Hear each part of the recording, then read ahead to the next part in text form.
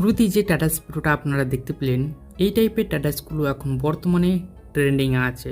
বন্ধুরা, আপনার চোখের ছবির মাধ্যমে যদি আপনারা এই টাইপের স্ট্যাটাস তৈরি করতে চান, তবে আজকের এই ভিডিওটা আপনাদেরকে শেষ পর্যন্ত দেখতে হবে। চলুন আপনাদেরকে সেই প্রসেসটা দেখাচ্ছি।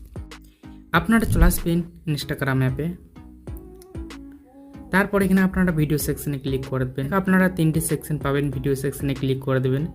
এখান থেকে আপনাদেরকে একটি ব্যাকগ্রাউন্ড ভিডিও সিলেক্ট করে নিতে হবে, যেটা পেয়ে যাবেন আমার ভিডিওর ডেসক্রিপশন বক্সে। এই ভিডিওর যেটা মিউজিক থাকবে সেটা আপনাদেরকে মিউট করে দিতে হবে। মিউট করার পর আপনারা ক্যানভাসে ক্লিক করে দেবেন। এখানে আপনারা অনেকগুলো রেশিও পেয়ে যাবেন। এখানে আপনারা 9:16 রেশিওটাকে সিলেক্ট করে এটা আপনারা ফুল স্ক্রিনে করে দেবেন। তারপর আপনারা কী করবেন, আপনারা পিআইপি অপশানে ক্লিক করে দেবেন। পিআইপি অপশানে ক্লিক করার পর ফটো সেকশনে ক্লিক করে দেবেন। তারপর এখান থেকে আপনার চোখের একটি ফটো সিলেক্ট করবেন। তারপর এখানে আপনারা ফুল স্ক্রিন করে দেবেন। তারপর আপনারা লেয়ারের কোণাতে ক্লিক করে দেবেন অ্যারো অপশানে। তারপর এখানে আপনারা ভিডিও এন্ডে ক্লিক করে দেবেন। ওকে, তারপর চলে আসবেন আপনারা ব্লেন্ড অপশানে। তারপর এখানে আপনারা 3 নম্বর ফিল্টারটা সিলেক্ট করবেন। তারপর আর্টসোনাতে ক্লিক করে দেবেন। তারপর এখানে আপনারা আবার আর্টসোনাতে ক্লিক করে দেবেন।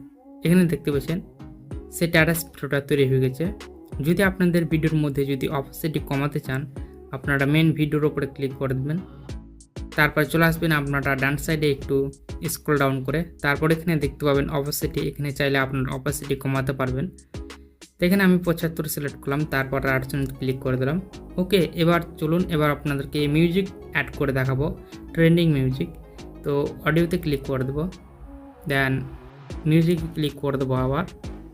দেন এখান থেকে আমি একটি ভিডিও থেকে অডিও একটি মিউজিককে এক্সট্রাক্টেড করে নিলাম। এই অডিওটাও পেয়ে যাবেন আমার ভিডিওর ডেসক্রিপশন বক্সে। তো এখানে কিন্তু সেই স্ট্যাটাসটা ক্রিয়েট হয়ে গেছে।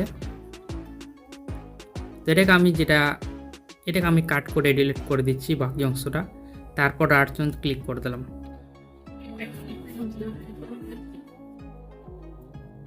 এটাকে সেভ করার জন্য এক্সপোর্টে ক্লিক করে দেবেন। এখানে আপনারা চাইলে রেজুলেশনটাকে সিলেক্ট করতে পারেন। সিলেক্ট করে আপনারা এক্সপোর্ট বাটনে ক্লিক করলে কিন্তু সেই স্ট্যাটাস ভিডিওটা সেভ হয়ে যাবে।